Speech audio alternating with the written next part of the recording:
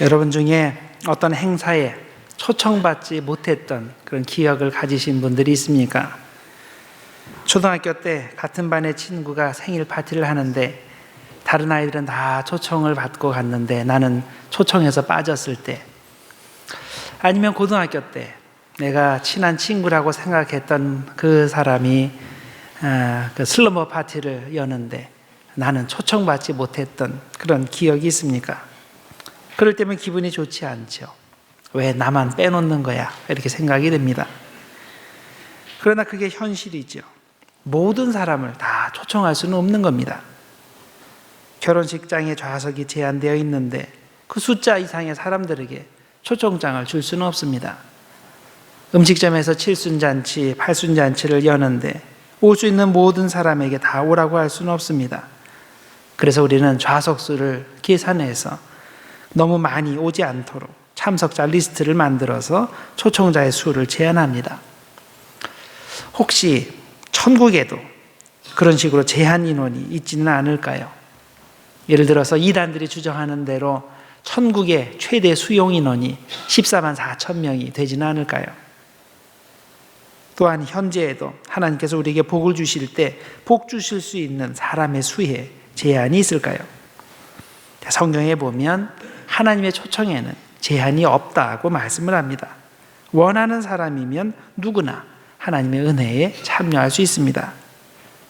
우리는 인간은 언제나 주관적인 기준에 따라서 초청을 제한합니다. 모든 사람을 초청하지 않고 언제나 내가 정한 기준, 내가 좋아하는 기준에 따라서 사람들을 초청을 제한합니다. 그래서 그렇게 어떤 사람들은 그 초청장을 받지 못하고 오지 못하는데, 그러나 하나님께서는 그런 인간적인 기준에 따라 초청을 제한하지 않으시고 모든 사람들을 다 천국의 자리로 초청하십니다. 본문의 1절 말씀이 그 내용입니다. 오라 너희 모든 목마른 자들아 물로 나오라. 돈 없는 자도 오라.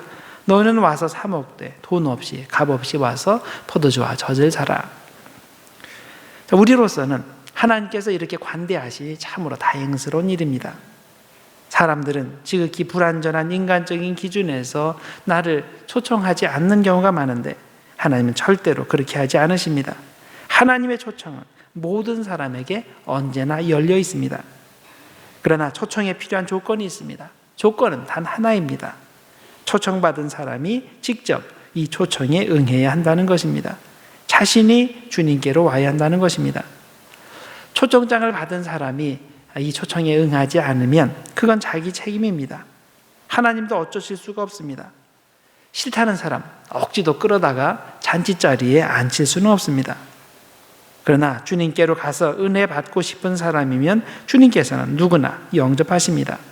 그가 어떤 사람인지, 과거에 어떤 일을 했는지, 또 어디 지역 출신인지 전혀 상관하지 않으십니다. 주님은 모든 사람을 초청하시고 주님께로 믿음을 가지고 오는 사람은 다 받아주십니다.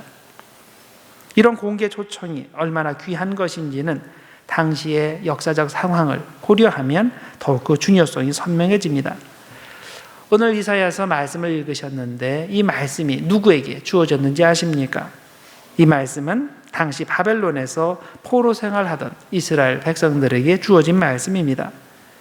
하나님이 자기들을 버렸다고 절망하는 사람들에게, 하나님은 더 이상 자기들에게 관심이 없다고 생각하는 사람들에게 이런 공개 초청을 하시는 겁니다. 나는 너희를 버리지 않았다. 나는 너희가 돌아오기만을 간절히 기다리고 있다. 왜 만족 주지 못할 것들을 얻기 위해서 돈을 쓰고 힘을 낭비하는가? 회개하고 축복의 자리로 돌아와라. 그러면 누구나 값없이 주는 은혜를 넘치게 받을 것이다. 이렇게 초청을 하십니다. 여기서 우리가 주목해야 할 사실이 있습니다. 하나님의 은혜는 너무나 귀해서 돈 주고 살 수 없다는 것입니다. 너무나 귀하고 너무나 비싸서 돈 내고 살 수 있는 것이 아닙니다. 그래서 하나님께서는 그 은혜를 무료로 값없이 주시는 겁니다. 여러분, 너무 귀한 것은 은혜로 얻을 수밖에 없다는 진리를 아십니까?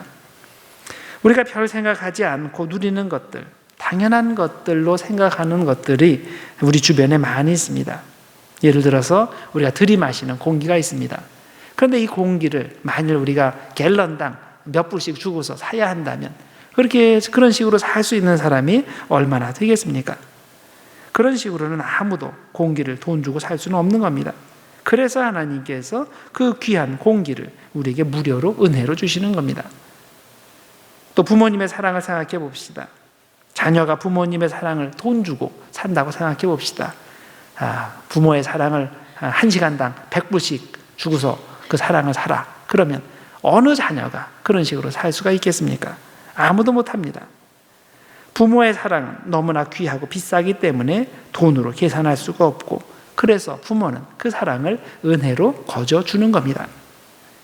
하나님께서 주신 은혜도 마찬가지입니다. 하나님의 은혜는 너무나 귀하기 때문에 돈 내고 살 수 있는 것이 아닙니다. 그래서 공짜로 은혜를 주십니다. 그런데 하나님께서 아무리 은혜를 공짜로 주시려고 해도 우리가 입을 딱 닫고 안 받으면 그 은혜가 우리에게 전달되지 않습니다. 우리가 최소한도로 해야 할 일이 있습니다. 우리는 믿어야 됩니다. 내 능력으로는 하나님의 은혜를 얻을 수 없다는 것을 겸손히 인정하고 고백하고 우리를 향한 주님의 선한 마음을 믿어야 됩니다. 주님께서는 우리에게 값없이 은혜 주시기를 원하신다는 것을 우리들이 믿고 주님께로 가야 됩니다. 로마서 3장 23절은 그래서 이렇게 선언합니다. 모든 사람이 죄를 범하였음에 하나님의 영광에 이르지 못하더니, 우리는 죄인이기 때문에 스스로 능력으로 구원을 얻을 가능성이 없습니다. 그래서 하나님은 우리에게 믿음의 길을 제공하셨습니다. 바로 예수님의 십자가의 길입니다. 우리가 십자가의 은혜를 믿고서 구원받는 믿음의 길을 갈 수 있습니다. 로마서 3장 24절에 이렇게 말씀합니다. 그리스도 예수 안에 있는 성량으로 말미암아 하나님의 은혜로 값없이 의롭다 하심을 얻은 자 되었느니라. 그래서 하나님의 은총을 받기 원하는 사람은 자신 없어 하지 말고, 내가 현재 어떤 상태에 있든지 자신 없어 하지 말고 하나님의 선하심을 믿고 그분에게로 달려가면 됩니다. 그러면 영혼의 만족을 얻고 영원히 삽니다. 이사야 55장 3절 오늘 읽으신 말씀에 이런 말씀이 있습니다. 너희는 귀를 기울이고 내게로 나와 들으라. 그리하면 너희의 영혼이 살리라. 내가 너희를 위하여 영원한 언약을 맺으리니 곧 다윗에게 허락한 확실한 은혜니라. 지금까지 말씀드린 내용을 종합하면 하나님의 은혜는 너무나 귀한 것이어서 돈 주고 사거나 인간의 노력으로 얻을 수 없고 오직 믿음으로 얻을 수 있다고 말씀드렸습니다. 자, 그렇다면 이제 우리가 실질적으로 무엇을 해야 되겠습니까? 구원이라는 것이 하나님의 전적인 은혜라면 우리는 아무것도 하지 말고 그냥 앉아서 기다리기만 하면 되는 겁니까? 그러면 하나님께서 알아서 은혜도 주시고 구원도 주신다는 말입니까? 그렇지 않습니다. 우리가 적어도 다음에 3가지를 해야 됩니다. 우선 내가 영적 메마름의 상태에 있다는 것을 인정해야 됩니다. 우리는 갈증이 무엇인지를 압니다. 물을 마시지 못할 때 어떤 현상이 일어나는지 잘 압니다. 그런데 이런 육신의 갈증보다 더 심각한 갈증이 있습니다. 바로 영적인 갈증입니다. 영혼의 갈증은 우리의 영을 살리는 근원적인 생명이 없어서 느끼는 갈증입니다. 사람들은 이 영적 갈증을 느낄 때 잘못된 방법으로 이 문제를 해결하려고 시도합니다. 그래서 어떤 사람은 돈이나 재산으로 이 갈증의 문제를 해결하려고 합니다. 어떤 사람은 술이나 마약으로, 어떤 사람은 육체적 쾌락으로 이 문제를 해결하려고 합니다. 그러나 우리가 아는 대로 이 영적 문제는, 영적 갈증은 그런 세상의 것들로 해결할 수 있는 것이 아닙니다. 영적 갈증은 하나님께서 주시는 생명의 물로만 해결될 수 있습니다. 요한복음 4장에 보면 예수님께서 사마리아 여인을 만나서 그에게 이 생명의 물을 제공하시는 이야기가 나옵니다. 이 여인은 대낮에 성 밖으로 물을 길러 나왔습니다. 그러다가 예수님을 만나게 됩니다. 왜 아침이나 저녁에 선선할 때 이 여인이 물 길러 나오지 않고 가장 해가 뜨거울 때 이곳으로 나오게 됩니까? 다른 사람들을 만나기 싫어서 그 시간을 일부러 선택한 것이죠. 이 여인은 행실이 못한 여인입니다. 그래서 그렇게 나쁜 게 소문이 난 사람입니다. 계속 남자들을 갈아치우는 사람입니다. 현재 같이 살고 있는 남자도 자기 남편이 아닙니다. 이 여인은 자신의 문제를 남자를 갈아치우는 방법으로 해결하려고 했지만 그녀의 문제는 그런 식으로는 해결될 수 있는 문제가 아니었습니다. 왜냐하면 그녀의 문제는 영혼의 문제, 영적인 문제이기 때문입니다. 예수님께서는 이 여인의 문제가 무엇인지 아시고 그녀가 다시 목마르지 않을 수 있는 방법을 알려주셨습니다. 요한복음 4장 13절과 14절입니다. 예수께서 대답하여 이르시되 이 물을, 즉 땅의 물을 마시는 자마다 다시 목마르려니와 내가 주는 물을 마시는 자는 영원히 목마르지 아니하리니 내가 주는 물은 그 속에서 영생하도록 솟아나는 샘물이 되리라. 자신의 상태에 대해 정직한 것이 문제 해결의 첫걸음입니다. 영적 메마름의 상태에 빠져 있는데도 아닌 척하고 자신의 신앙에 아무 문제가 없는 것처럼 정상인 것처럼 가장하면 그 사람은 희망이 없습니다. 영원히 영적 메마름의 문제를 해결할 수 없습니다. 자신의 영적 파산 상태를 인정하고 겸손히 주님께 도움을 요청하는 사람만이 하나님의 은혜로 들어갈 수 있습니다. 두 번째로, 영적 메마름은 계속된 죄 때문임을 알아야 됩니다. 회개하지 않은 죄 때문입니다. 왜 우리에게 영적 메마름의 현상이 나타납니까? 하나님께서 주시는 회개의 부름을 내가 반복해서 거부하기 때문입니다. 하나님께서는 우리가 죄를 지을 때 반드시 경고하십니다. 처음에는 큰 목소리로 경고하십니다.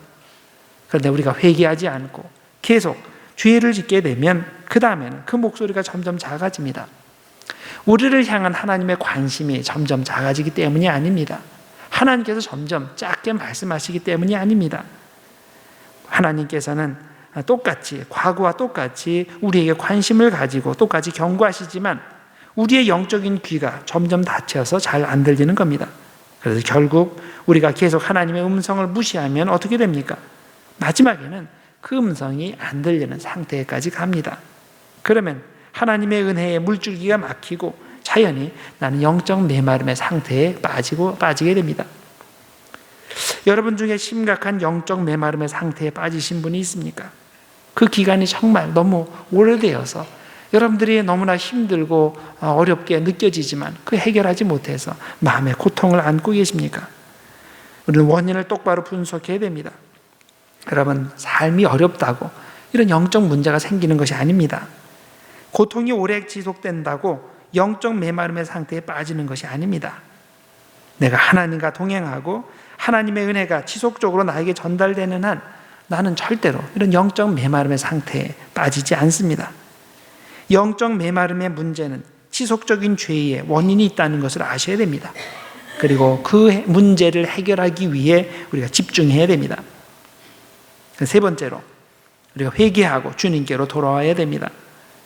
영적 메마름의 문제를 해결하기 위해 오늘 성경 말씀이 제시하는 해결책이 있습니다. 바로 주님께로 방향을 돌려서 적극적으로 주님을 찾아야 한다는 겁니다. 6절과 7절에 이렇게 되어 있습니다. 너희는 여호와를 만날 만한 때에 찾으라. 가까이 계실 때에 그를 부르라. 악인은 그의 길을, 불의한 자는 그의 생각을 버리고 여호와께로 돌아오라. 그리하면 그가 긍휼히 여기시리라. 우리 하나님께로 돌아오라. 그가 너그럽게 용서하시리라. 이런 말씀을 들을 때면 걱정이 되는 분이 있을 수 있습니다. 성경은 영적 메마름의 문제를 해결하기 위해서 주님을 찾으라고 하는데 그게 그렇게 말처럼 쉬울까? 내가 오랫동안 하나님으로부터 멀리 떨어져서 살았는데, 그래서 내 마음에 하나님의 음성이 거의 들리지 않는데 어디서 하나님을 찾지? 어떻게 하나님을 찾지? 어떻게 돌아가야 되지? 이렇게 걱정하시는 그런 분들이 있을 겁니다. 걱정하실 필요 없습니다. 주님께서는 이미 여러분 옆에 가까이에 와 계십니다. 여러분이 믿음을 가지고 주님을 찾기만 하면 반드시 그분을 만나게 되어 있습니다.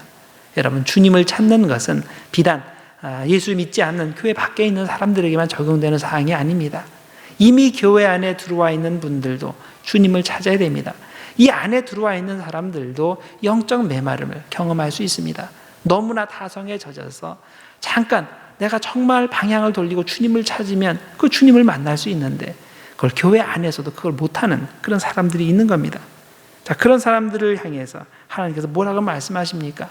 6절 말씀에 이렇게 되어 있어요. 너희는 여호와를 만날 만한 때에 찾으라. 가까이 계실 때에 그를 부르라. 이 구절을 읽으면 하나님께서는 평소에 저 멀리 계시다가 그래서 그렇기 때문에 우리가 그분을 만날 수 없다가 가끔 하나님께서 가까이 오시게 될 때가 있는데 우리가 그 시기를 잘 포착해서 그때 하나님을 찾고 만나라 하는 뜻같이 들릴 수 있습니다. 그런데 여기서 말하는 게 그런 의미가 아닙니다. 한국어 번역이 원문의 뜻을 잘 살리지 못했습니다. 공동 번역은 이렇게 쉽게 풀어서 설명했습니다. 주님을 찾아라. 만나 주실 때가 되었다. 그를 불러라. 옆에 와 계시다. 이미 주님께서 와 계시니 부르면 된다는 거예요. 하나님은 멀리 계시지 않습니다. 손만 뻗으면 가까이에서 하나님을 만날 수 있습니다. 브라질 근처의 바다에서 큰 배가 파선했습니다. 배가 이제 막 가라앉는데 배가 가라앉기 직전에 선원들이 조그만 보트를 내려서 겨우 탈출하였습니다. 며칠 동안 아무것도 먹지 못했습니다. 특히 물을 오랫동안 마시지 못해서 정신이 혼미해질 지경이 되었습니다. 바닷물을 떠서 마시면 갈증이 심해져서 더 위험해지기 때문에 이 바닷물은 입에도 대지 않았습니다. 선원들이 기진맥진하여 물 위를 떠다니다가 고개를 들어보니까 저기에서 큰 배가 보이는 겁니다. 그래서 손을 흔들고 그리고 외쳤습니다. 물을 주십시오. 물을 주십시오. 배 위에서 이 소리를 들은 사람들이 대답했습니다. 보트 옆에 있는 물을 그냥 떠서 마시면 됩니다. 이 말을 들은 선원들이 자기들을 놀리는 줄 알았죠. 그런데 놀리는 것이 아니었습니다. 그곳의 물은 더 이상 짠 바닷물이 아니었던 겁니다. 그들은 이미 아마존 강에서 흘러나오는 그 민물의 영향권 안에 들어와 있었던 것입니다. 아마존 강은 너무나 거대해서 그 물이 바다 안으로 많이 들어와 흐르고 있었던 것인데 선원들은 그걸 모르고 있었던 거죠. 벌써 민물 안으로 들어와 있었는데 이 사실을 몰라서 한참 동안 그 먹을 물 가운데 있으면서도 그 물을 마시지 못해서 고생하고 있었던 겁니다. 마실 물 한가운데 들어와 있으면서도 그 물을 마시지 않아서 고통당하는 이 선원들처럼 현재도 많은 사람이 예수님을 옆에 두고도 영적 메마름을 경험하고 있습니다. 손만 뻗으면 주님이 거기 계시고 그분께 간절히 기도하기만 하면 그분께서 생명수를 주시는데 그래서 갈증을 해결할 수 있는데 그걸 하지 못하는 겁니다. 이 얼마나 안타까운 일입니까? 여러분, 주님은 멀리 계시지 않습니다. 언제나 우리 곁에 계시고 우리가 주님을 찾기만을 기다리고 계십니다. 우리가 주님께로 방향을 돌려서 주님을 찾기만 하면 주님은 우리를 만나 주시고 우리의 모든 영적 갈급함의 문제를 해결해 주십니다. 기독교가 주는 복음의 메시지는 간단합니다. 우리가 주님을 믿음을 가지고 찾기만 하면 주님께서 만나 주신다는 겁니다. 세상적으로는 여러 가지 제한 사항을 둘 수가 있습니다. 내가 나에게 오려면 이런 조건을 맞춰야 돼. 이 정도 수준은 돼야 돼. 여러 가지 이야기를 할 수 있습니다. 그런데 주님께서는 그렇게 말씀하시지 않습니다. 내가 그런 거 다 필요 없고 정말 구원받기를 원하고 영적 갈급함을 해결하기를 원하면 나에게 와라. 믿음을 가지고 오기만 하면 해결해 주신다고 말씀하십니다. 우리 주변에 주님을 만날 수 있는 기회가 많습니다. 우리는 이것을 은총의 수단, means of grace라고 부릅니다. 우리는 예배를 통해서 하나님을 만날 수 있습니다. 오늘 성찬식이 있는데 성찬을 통해서 믿음을 가지고 주님께로 오는 자들에게 하나님께서 생명의 물을 주십니다. 성경 공부를 통해서 하나님의 은혜를 체험하고 찬양을 통해서 기도를 통해서 또 성도들과의 대화를 통해서 하나님을 우리가 만나게 됩니다. 주님을 만나기 위해서 특별히 돈이 필요한 것이 아닙니다. 주님의 은총을 받기 위해서 내가 특별히 선행을 많이 쌓아야 하는 것도 아닙니다. 믿음으로 주님께로 나아가기만 하면 주님께서는 우리를 만나 주시고 생명의 은혜를 주십니다. 오늘도 주님은 우리를 부르십니다. 너희 목마른 자들아 물로 나오라. 돈 없는 자도 오라. 너희는 와서 사 먹되 돈 없이 값 없이 와서 포도주와 젖을 사라고 말씀하십니다. 여러분, 주저없이 주님께로 오시고 당장 주님께로 달려가시길 바랍니다. 그러면 주님께서 만나 주시고 생명수로 여러분의 영혼을 만족하게 해주실 것입니다. 값없이 주시는 생명수의 은혜가 여러분의 갈급한 영혼에 넘치게 임하게 되기를 주님의 이름으로 축원합니다. 기도하겠습니다. 하나님 아버지 감사합니다. 주님께서는 우리 가까이에 계십니다. 내가 정말 손만 뻗으면 그 물을 얻을 수 있습니다. 그런데 믿음이 없어서 그것을 알지 못해서 여전히 영적